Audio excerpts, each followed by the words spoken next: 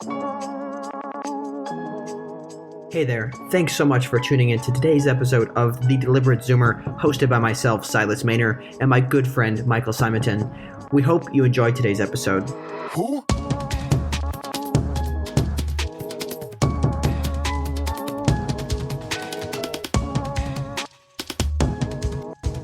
Boom, we're live. Welcome back to the show, everybody, where Michael and I discuss living your 20s with intention and setting yourself through your 20s on a trajectory that will help you to live the rest of your life the way you'd like to.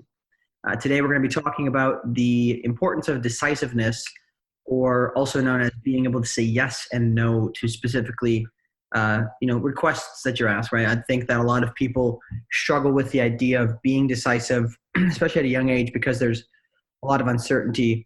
So we're going to discuss that, and it will obviously follow the lines that we're discussing. Fuck. All right, everybody, welcome back to the show with Michael Simonton and myself, where we discuss living your 20s with intention, setting yourself up for a trajectory that you are happy with for the rest of your life through living your 20s deliberately.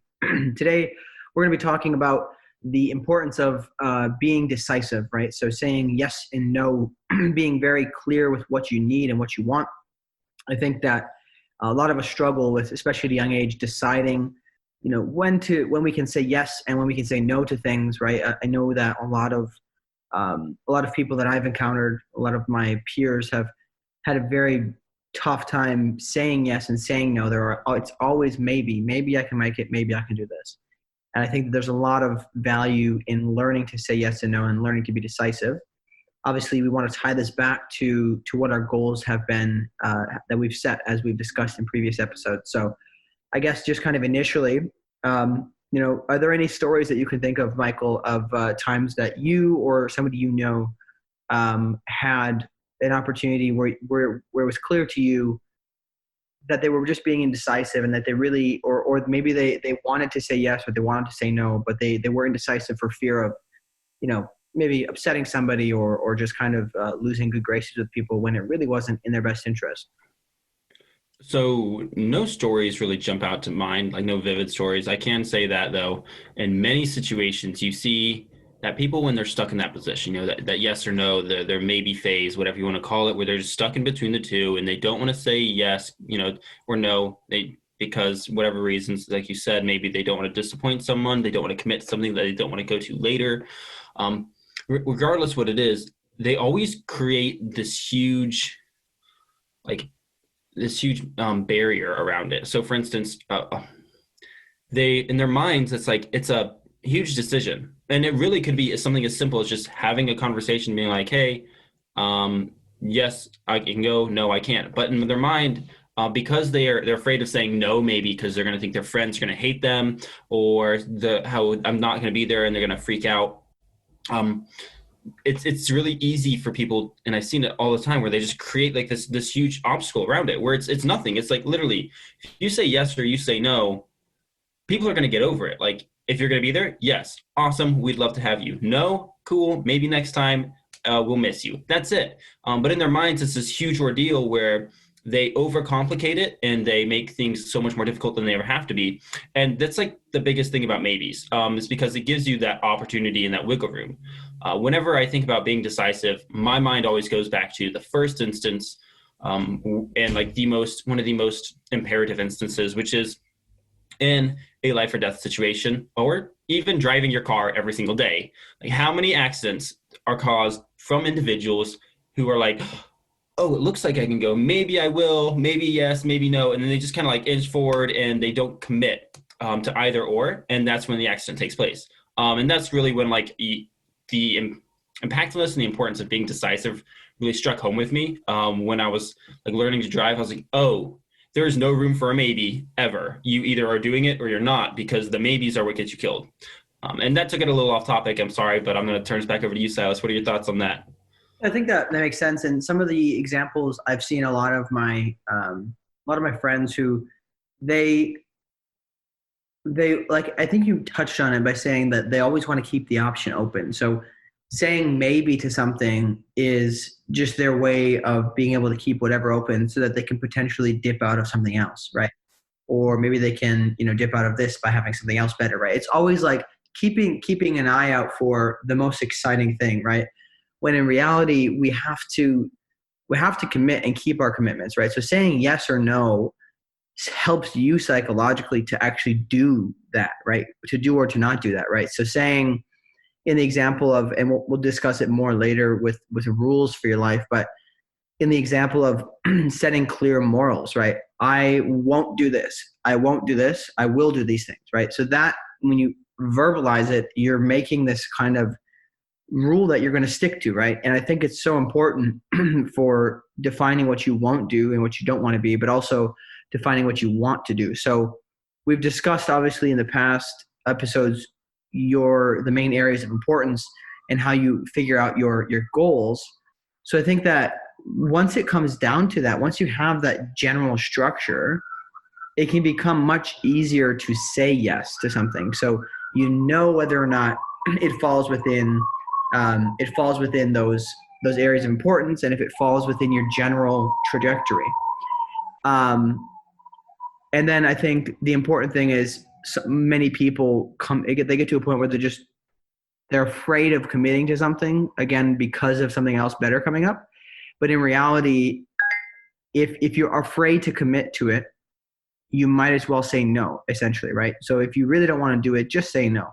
Because as you mentioned, people will get over it. But what bothers them more is if you say maybe all the time and never show up. You know what I mean? Mm-hmm.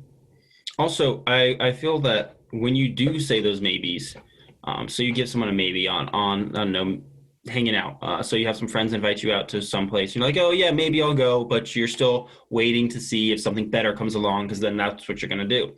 When you do those things, you're also like, it does take a psychological effect, a psychological toll. Like you had mentioned earlier, like in the back of your mind, no matter which one you end up choosing, if you have two maybes in the air, you're gonna be like slightly regretting and also wondering what's happening at the other place because you didn't commit to anything.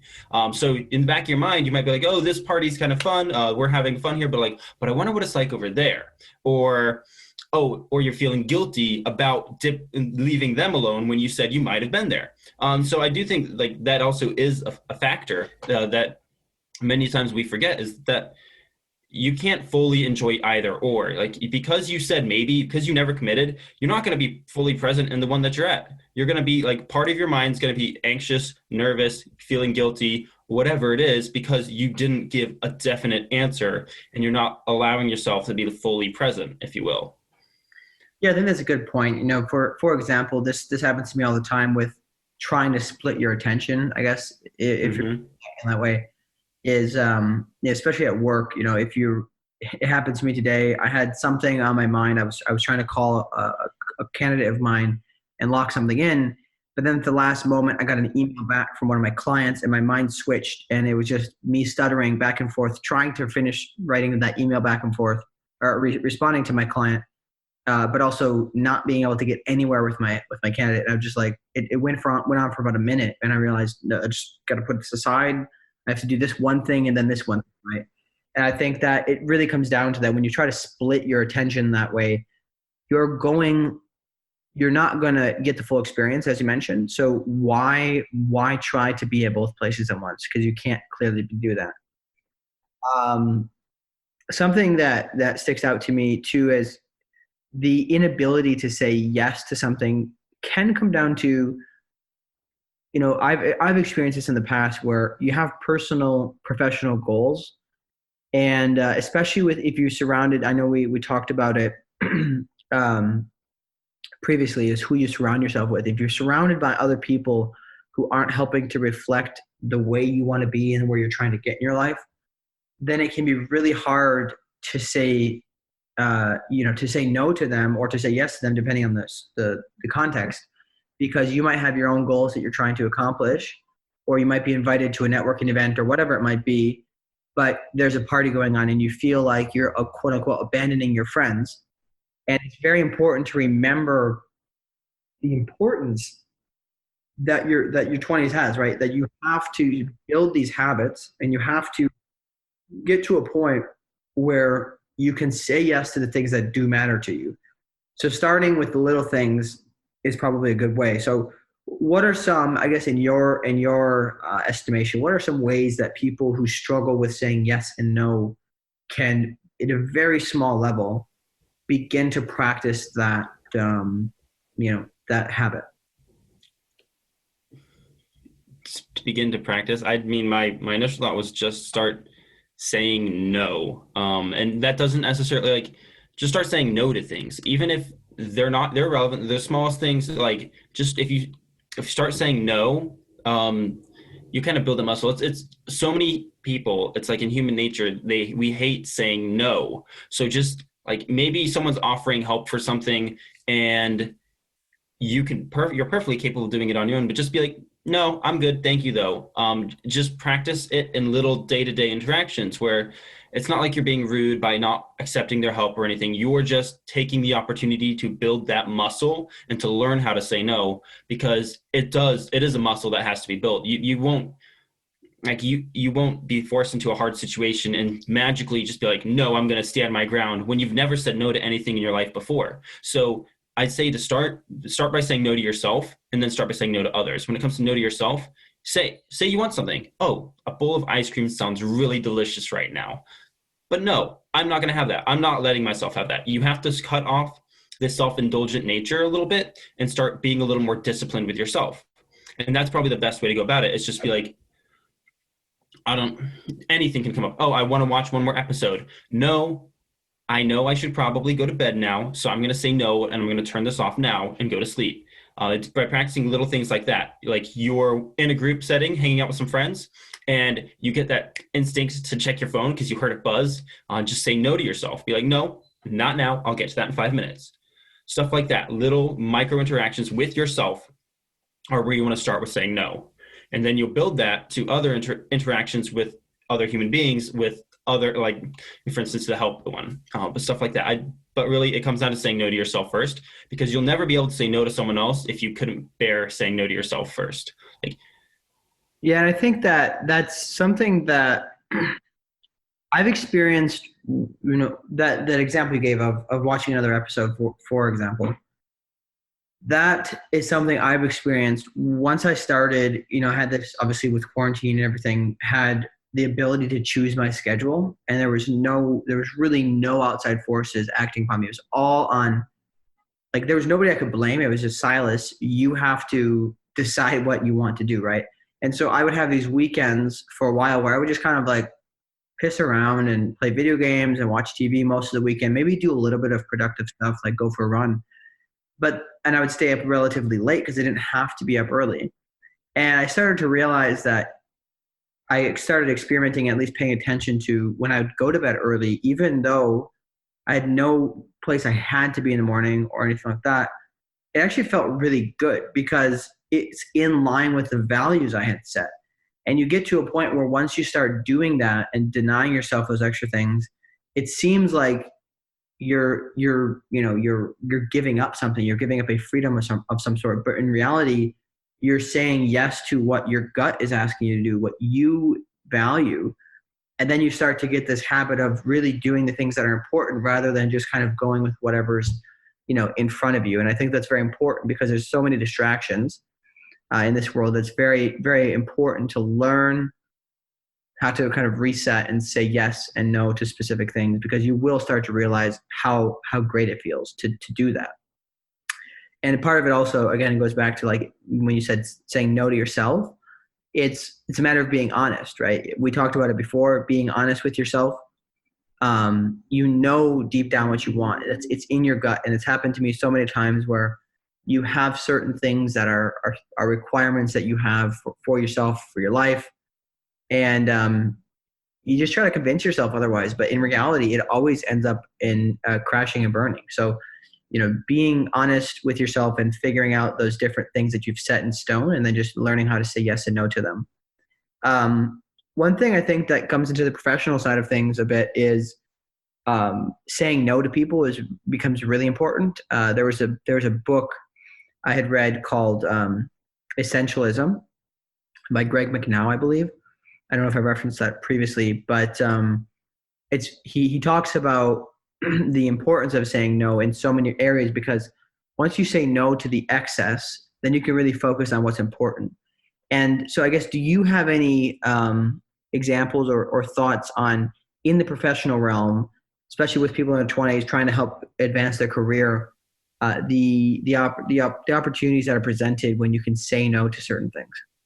Yeah. But first, I'd like to take this and add a little bit of also more perspective to it. So what you're saying is, by saying no to the excess, it allows you to focus in on what your real job is. And I got to see this um, millions of times over and over again in the service industry roles that I worked at before doing what I'm doing today. And these are perfect examples, because you'd see individuals who, and I still see them in my day-to-day job right now, but in there, it's much more real time. It's much more it's much more in the moment, where you see individuals who they have the ability, they're good at their jobs, and someone asks them like, hey, can you also do this for me too?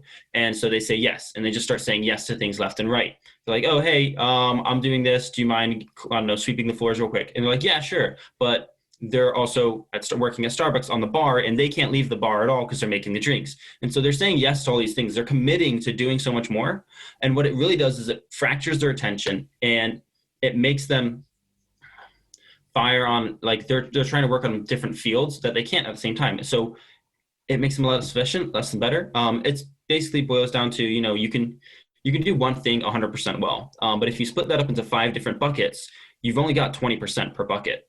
And so that's really what it comes down to. I mean, in my mind, is when it's saying yes and no in the professional field, is most of the times when you say yes to something, it really is outside of your capabilities in the moment, which is why it's not part of your daily duties. And once you start saying yes to things that, like, you can't normally do, that you don't have the bandwidth to do because you're already focused in on your tasks, then you're just going to start slipping, and your performance will go down. And instead of doing one thing really well, you'll just end up doing 3 or 4 things mediocre. But that's not to say don't say yes. If given those opportunities and you have that bandwidth and you know that, go for it. But start small and start with one at a time. Don't run out there like picking up everything you can, taking on all the extra tasks. What you're going to do is you're going to get burnt out, you're going to get burdened down, and you're not going to be able to do great at any of them. Yeah, I think that it's very important. I've experienced it with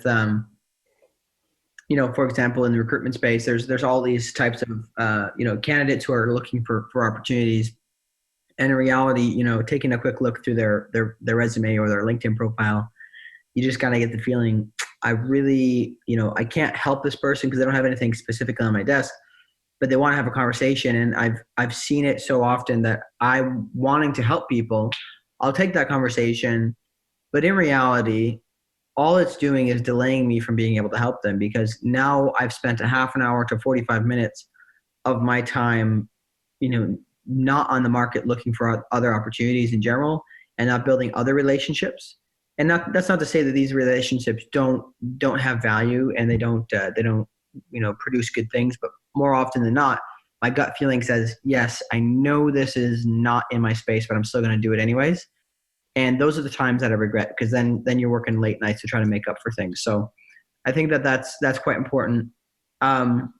One thing I also think is, I don't know if this would fall under some of the things that Jordan Peterson has talked about, but just being decisive in general, I think with the willingness to be corrected is important, because if you're decisive, I have a feeling that it ends up leading, this is more of just a gut feeling, that it ends up leading to finding the truth faster. So, maybe, for example, you're in a company, in a startup that's trying to figure things out, and being decisive about your opinion can be helpful to signal what you're thinking. And as a result, if it's actually wrong, the other people you're working with can then easily say, hey, wait a minute, I don't agree with that. Here's what I think.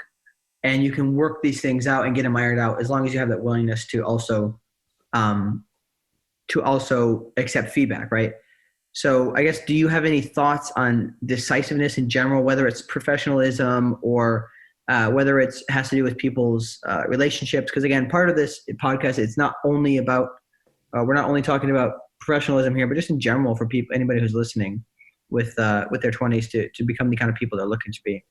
Yeah. No, I'd say being decisive just comes down to discipline and holding the line, is how I'll put it. It's just a Jocko stuff. So you prioritize and you execute. That's it. So you prioritize, figure out, what we talked about in the past. So figure out what's important to you.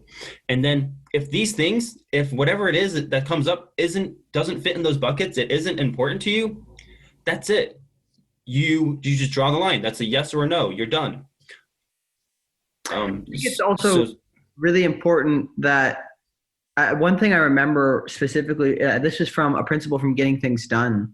I'm trying to remember do you remember the author of that book? I do not. Anyways, I'll put it in the bio, but Getting Things Done talks about when you decide, if you have this big list of to do, if it's on your list of to do, it's just going to bother you. It's going to tug at your brain until you say, no, I'll think about that later, or I'll do it later.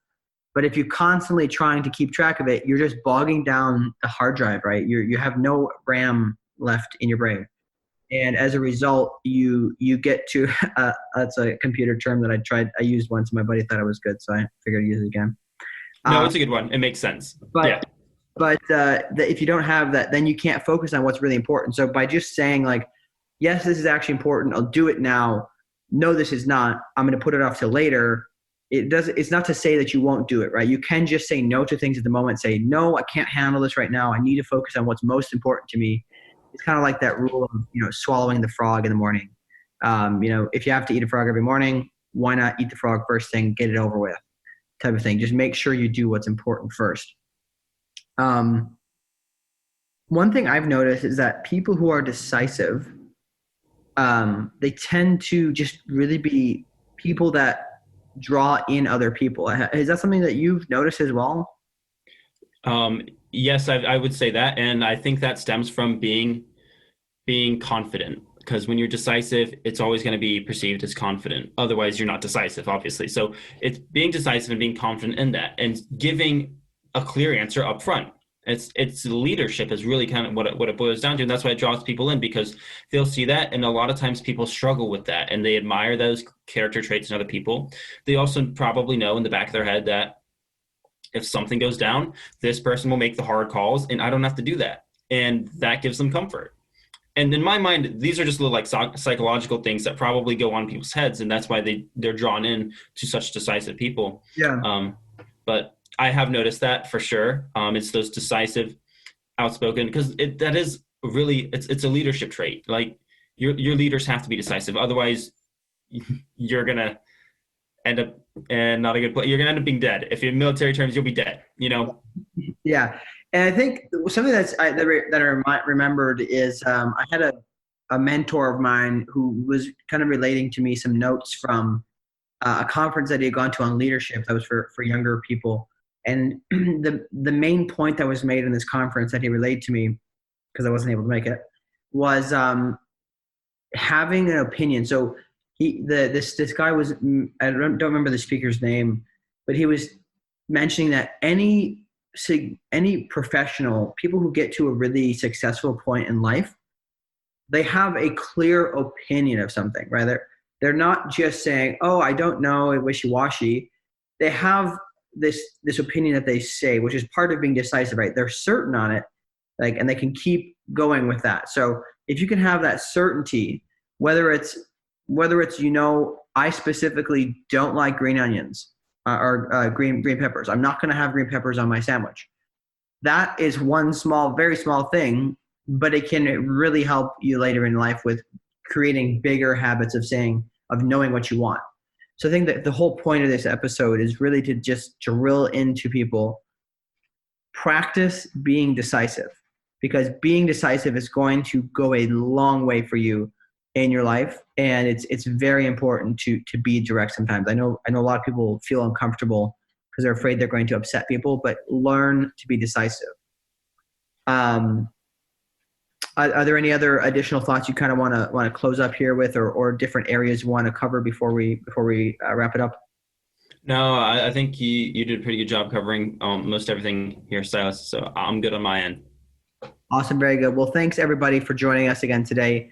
Again, a little bit shorter episode, but it is pretty simple concept of just being decisive, learning to say no to things that really don't line up with your goals. As we talked about before, the main areas of focus, and also being honest with yourself. So taking into account all these other things we've discussed, that can be your guiding factor whether or not to say yes or no to things. So thanks again for joining us. We will be back next time discussing creating a set of rules for your life and the importance of that. So look forward to seeing you next time. Thanks for joining us.